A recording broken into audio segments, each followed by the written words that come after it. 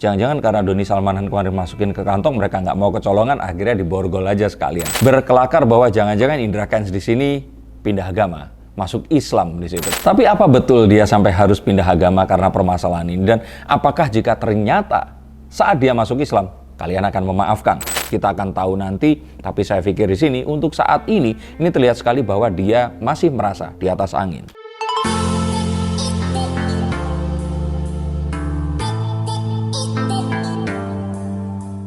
Halo Sensikers, kembali berjumpa bersama saya Denny Darko. Tidak ada yang namanya misteri, yang ada adalah tanda-tanda yang kita semua coba untuk mengerti. Indra Kents akhirnya mendapat giliran untuk meminta maaf kepada khalayak ramai. Dan ini adalah 10 keanehan atau sinyal yang diberikan oleh Indra Kents, yang mungkin kalian akan melihat ini sebagai sebuah permintaan maaf biasa. Padahal ada signal-signal yang akan diberikan karena ini syarat sekali dengan bahasa-bahasa hukum yang sepertinya sudah di-rehearse dan juga sudah dibuatkan oleh para penasihat hukumnya. Ini saya duga begitu ya.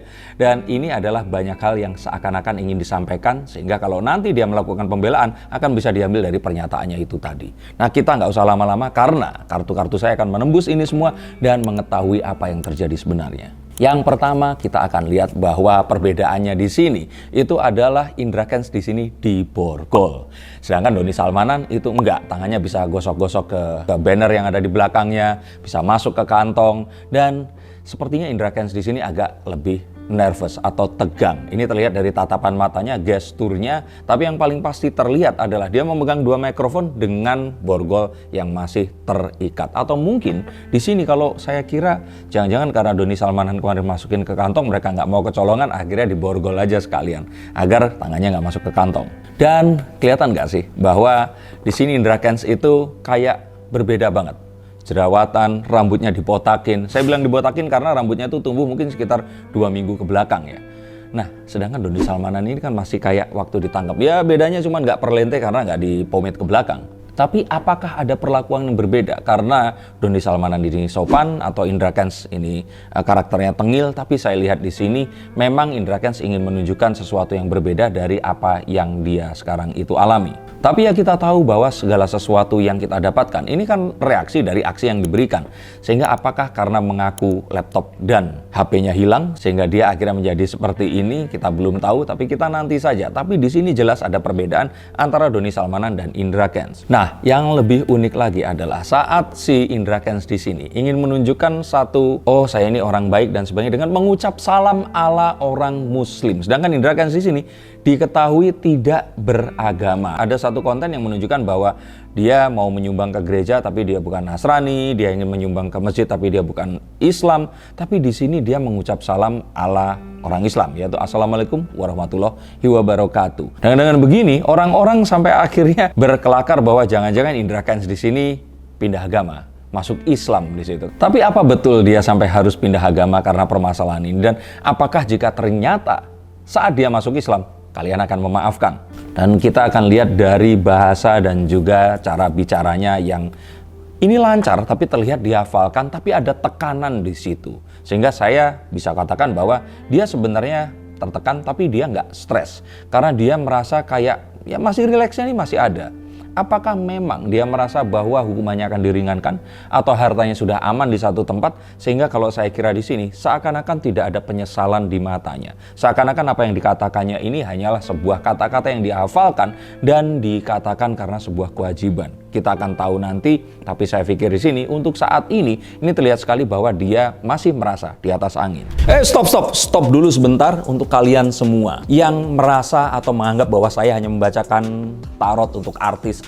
Kalian salah. Kalian pun berkesempatan untuk bertatap muka dengan saya atau menanyakan apapun yang kalian ingin tanyakan, dan biarkan kartu-kartu saya di sini mencoba untuk mencarikan alternatif jalan keluar dari pemecahan permasalahan yang terbaik untuk saat ini dan mendatang. Dan saya jamin ini semua akan private, hanya kalian dan saya yang akan mengetahuinya, apapun permasalahannya. Karena saat sebuah masalah terjadi, sebenarnya sebuah solusi itu menanti. Dan siapa tahu solusi terbaik dari permasalahan kalian akan ketemu saat kalian ngobrol dengan saya, dan izinkan saya untuk membuka setiap kartunya kepada kalian. Hubungi segera nomor di bawah ini dan pastikan nomor ini saja dan izinkan saya untuk membantu memecahkan permasalahan apapun yang kalian alami. Semoga informasi ini bisa membantu kalian memecahkan permasalahan kalian. Oke, lanjut ke konten yang berikutnya.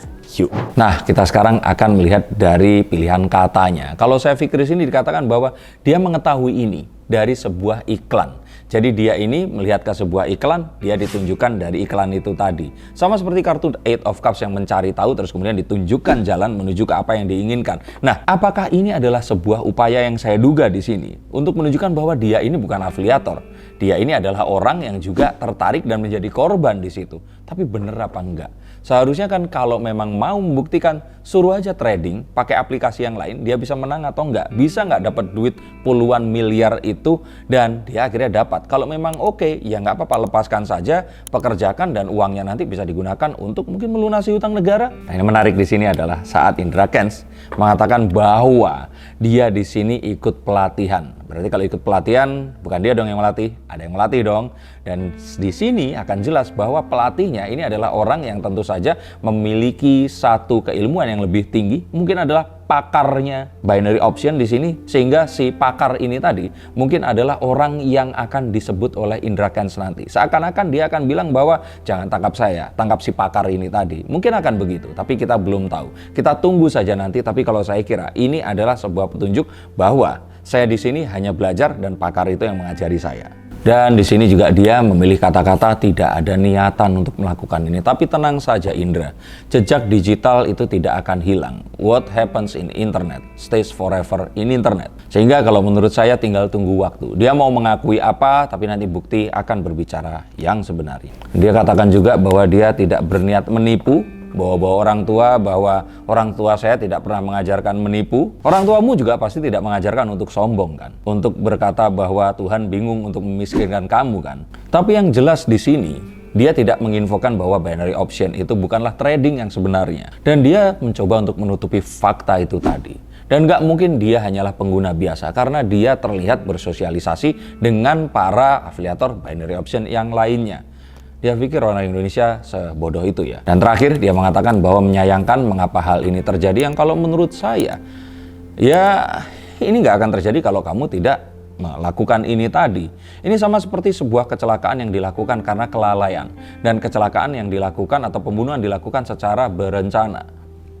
Mungkin dia tidak mengakui untuk merencanakan ini, tapi apapun yang dilakukan ini merugikan banyak orang dan ini patut diselidiki. Sehingga kalau saya pikir di sini permintaan maaf ini nggak usah terlalu ditanggapi dengan serius lah.